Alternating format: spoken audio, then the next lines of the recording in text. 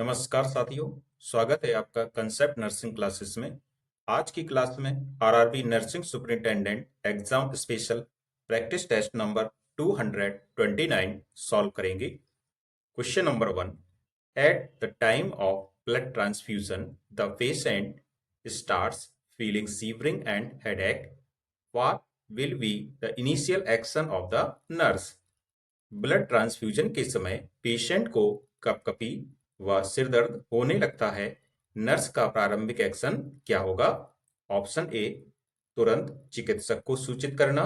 B, transfusion को तुरंत बंद करना। सी, मरीज को कंबल से ढकना एवं एसिटामिनोफेन देना। डी, सिरा को खुला रखने हेतु रक्त प्रवाह को कम करना। ब्लड ट्रांसफ्यूजन हो रहा है एक मरीज में।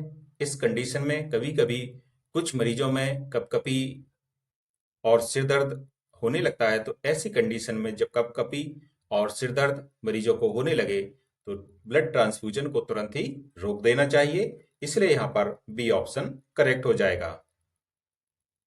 Next question, which is the house where the chairperson is not the member of that house? Lok Sabha, Vidhan Parishad, Rajya Sabha, विधानसभा। यह जीएस से संबंधित क्वेश्चन है। तो इसमें यह पूछा गया है कि इसमें से कौन सा ऐसा हाउस है जिसमें उसका जो चेयरपर्सन होता है वो उस मेंबर का सदस्य नहीं होता है। जीएस से संबंधित क्वेश्चन जो नर्सिंग की परीक्षाओं में पूछा गया है।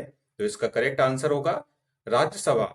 राज्यसभा का जो सभापति होता है, जो भारत का उपराष्ट्रपति भी होता है, यह ऐसा चेयरपर्सन है जो मेंबर का सदस्य नहीं होता है, सदन का सदस्य नहीं होता है।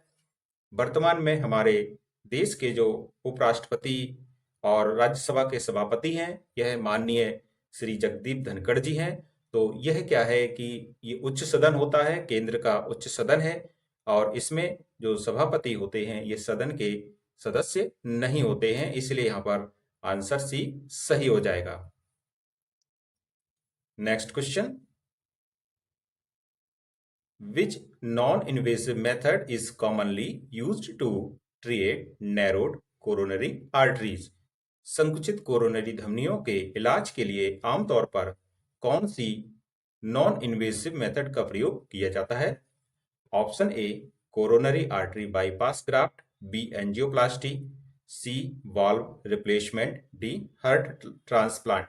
अब यहाँ पर जो ऑप्शन दिए गए हैं आपको बताना है कि कोरोनरी आर्टरी किसी व्यक्ति में, किसी पेशेंट में जब नैरोड हो गई हो, ब्लॉक होने की कंडीशन में आ गई हो, तो आगे चल करके हार्ट अटैक भी हो सकता है या हो सकता है हार्ट अटैक की कंडीशन में पेशेंट अस्पताल में भर्ती करवाया गया है तो डॉक्टर उसकी एंजियोप्लास्टी करते हैं। तो एंजियोप्लास्टी एक ऐसी नॉन इन्वेसिव मेथड होती है जो कि कोरोनरी आर्टरीज को फैलाने का काम करती है। और वहां पर फैलाने का काम जो करती है तो होता क्या है इसमें, इस प्रकार से यदि कोरोनरी आर्टरी में प्लाक जमा होने के कारण जो रुकावट आती है तो उस रुकावट के लिए यहां से एक स्टंट डाल करके इस रुकावट को दूर किया जाता है। तो देखेंगे इस संबंध में जो एक्सप्लेनेशन है यहाँ पर। Angioplasty also known as balloon angioplasty and percutaneous transluminal angioplasty. Angioplasty जिसको कि बैलून एंजियोप्लास्टी भी कहते हैं is a minimally invasive endovascular procedure use to widen narrowed और ऑब्स्ट्रक्टिव आर्टरी। तो यह खोलने के लिए आर्टरी, जो ऑब्स्ट्रक्टिव आर्टरीज हैं उनको खोलने के लिए प्रयोग की जाती है और मिनिमम इन्वेसिव प्रक्रिया है। अब इसमें होता क्या है कि एक गुब्बारे और स्टंट का उपयोग करके यह जो सर्जरी है यह की जाती है। तो सबसे पहले एक ट्यूब को कोरोनरी आर्टरी तक पहुंचाते हैं, फिर उस आर्टरी जबकि ट्यूब उसमें पहुंच जाती है, ये देखिए ट्यूब इसमें पहुंच चुकी है, फिर यहाँ पर एक गुब्बारा टाइप का यह फुला दिया जाता है जिससे कि ये धमनी चौड़ी हो जाती है, आर्टरी चौड़ी हो जाती है। फिर यहाँ पे एक स्टंट डाल दिया जाता है जिससे कि जो ब्लड फ्लो है वो बिल्कुल सही हो जाता है। तो इस प्रकार से इसका करेक्ट आंसर है option B, angioplasty. Next question की ओर चलते हैं।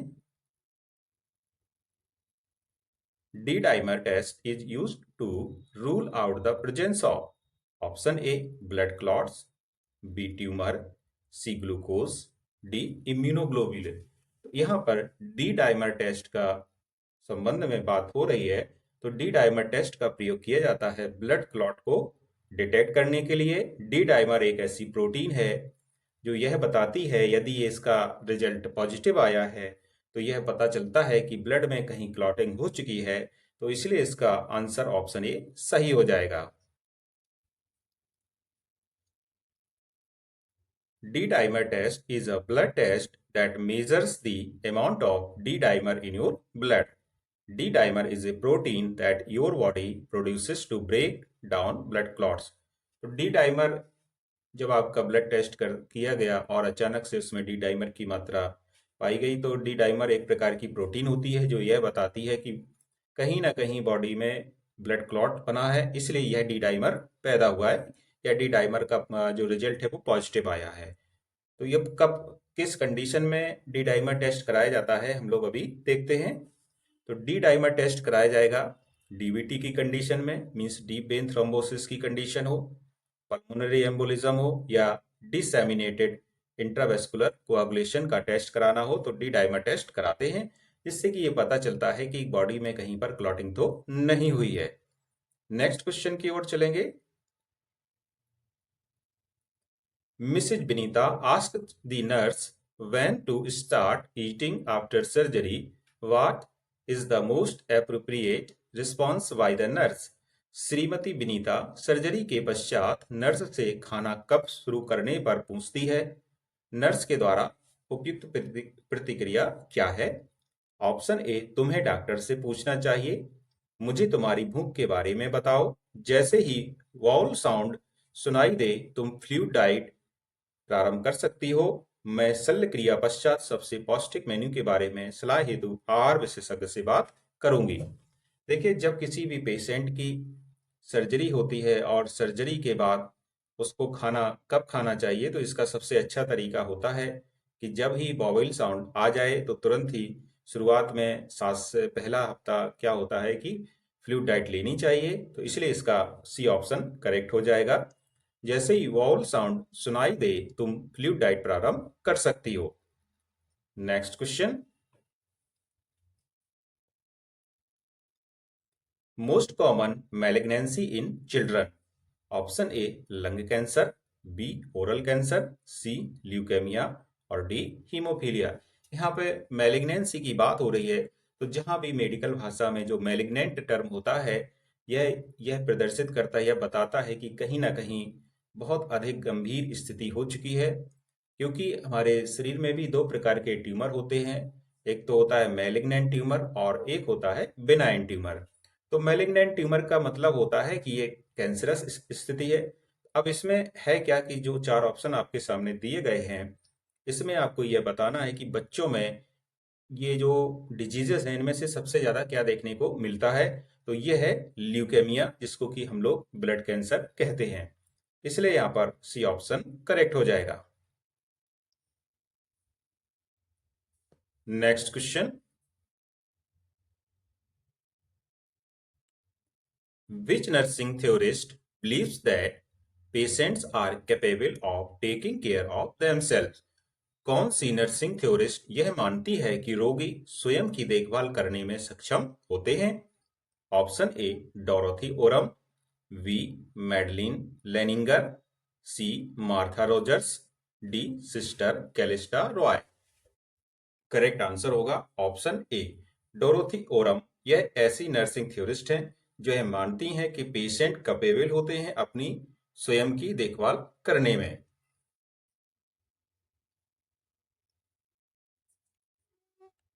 Dorothy Orum's self-care deficit theory defined nursing as the act of assisting others in the provisions and management of self-care to maintain or improve human functioning at the home level of effectiveness. तो घर पर ही अपनी मरीज स्वयं देखभाल कर सकते हैं, इससे कि जब भी संभव हो अपने स्वास्थ्य और कल्याण का प्रबंधन करने के लिए ऐसे मरीजों को सशक्त बनाया जाना चाहिए और यदि आवश्यक हो तो इस संबंध में उनकी फिर सहायता भी की जाए। इस प्रकार की थ्योरी दी थी डोरोथी ओरम ने। नेक्स्ट क्वेश्चन की ओर चलेंगे। Supination is option A turn lower arm and hand so palm is down, B turn lower arm and hand so palm is up, C turn palm towards the inner aspect of forearm, D turn fingers position to midline। Correct answer होगा इसका option B, turn lower arm and hand so palm is up। होता क्या है कि जब हम अपनी हाथ को या पैर को इस प्रकार से मूवमेंट कराएं कि जो हथेली हो वो ऊपर की तरफ दिखाई दे, तो इसको सुपिनेशन बोला जाता है। एक फिगर के माध्यम से यहाँ पर हम लोग देखेंगे कि कौन सी कंडीशन सुपिनेशन होगी। तो ये कि सीधा हाथ है, इस व्यक्ति ने क्या है हाथ को जब ऐसे घुमाया -90 डिग्री पे, तो ये हथेली ऊपर की ओर दिखने लगी है। जब ये हथेली ऊपर की ओर दिखने लगती है तो यही सुपिनेशन होता है, और यदि हथेली नीचे चली जाए तो ये प्रोनेशन होता है। यही कंडीशन सेम पैर में भी लागू होती है। Next question.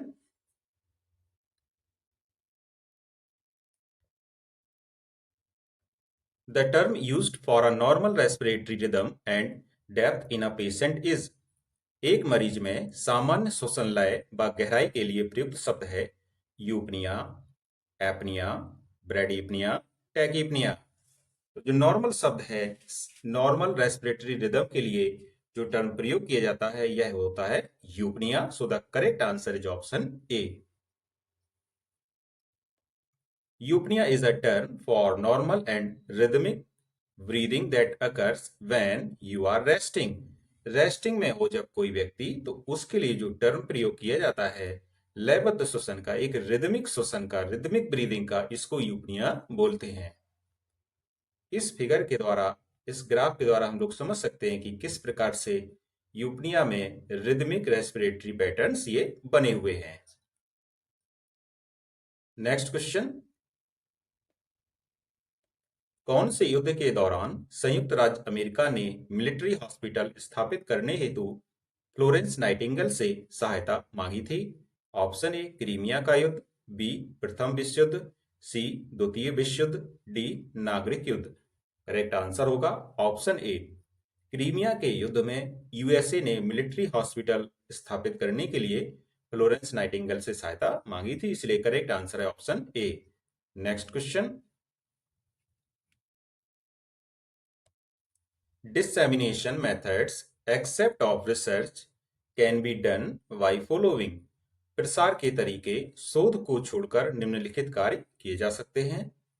Option A oral presentation, B publication in scientific journal, C poster presentation, D information discussion. देखिए, इसमें से एक ऐसा ऑप्शन हम लोगों को चुनना है जो कि प्रसार का तरीका तो है लेकिन शोध के विषय में नहीं बताता है, शोध से संबंधित नहीं है, और यह होता है option D information discussion. So the correct answer is option D. An information discussion is a conversation where people share their ideas and talk about a topic। तो किसी भी टॉपिक के बारे में अपने आइडिया, अपने विचारों को दूसरे व्यक्तियों के साथ शेयर करना, इसी को हम लोग इंफॉर्मेशन डिस्कशन कहते हैं। तो आज का प्रैक्टिस टेस्ट यहीं पर समाप्त होता है। यदि आपको पसंद आए तो please like, comment and subscribe my channel. Thank you.